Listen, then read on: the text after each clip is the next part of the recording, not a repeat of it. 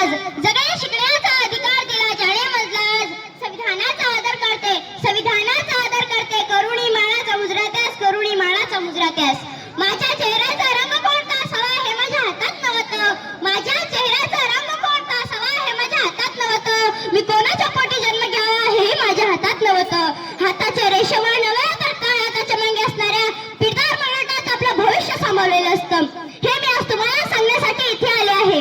सर्व महापुरुषांना प्रथम मी प्रगती विकास सावळे त्रिवार अभिवादन करते व आपण वेळात वेळ काढून उपस्थिती दिली त्याबद्दल मी सर्वांचे मनापासून आभार मानते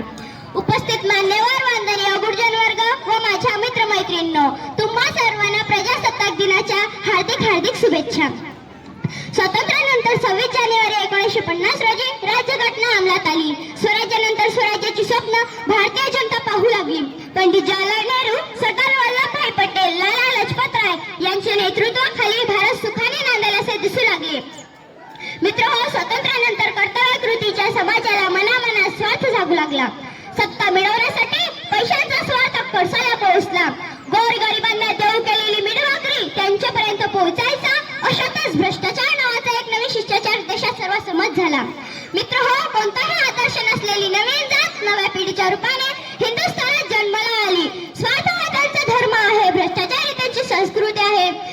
पैसा हा त्यांचा परमेश्वर आहे सत्ता मिळवणे हेच त्यांचे अंतिम ध्येय आहे मित्रहो भारताला लागलेली हीच खरी कीड आहे निवडणूक हा त्यांचा वैध आणि सोपा मार्ग ठरला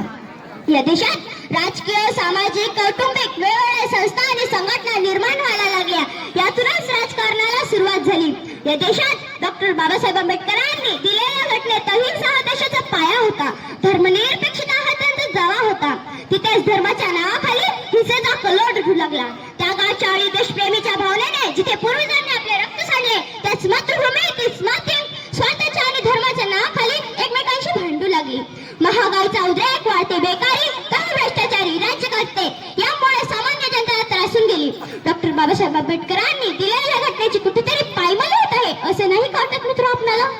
ज्या महापुरुषांनी जीवाचा रान करून राज्यघटना निर्माण केली त्यातूनच समता स्वतंत्रता बंधुता एकतेचा संदेश दिला त्या राज्यघटनेचा मान पाय शान आपण सर्वांनी राखलीच पाहिजे भारत माता की भारत माता की वंदे जय जवान जय संविधान जय जवान जय संविधान मला 2 शब्द बोलण्याची संधी दिली त्याबद्दल मी सर्वांचे मनापासून आभार मानते जय हिंद जय भारत जय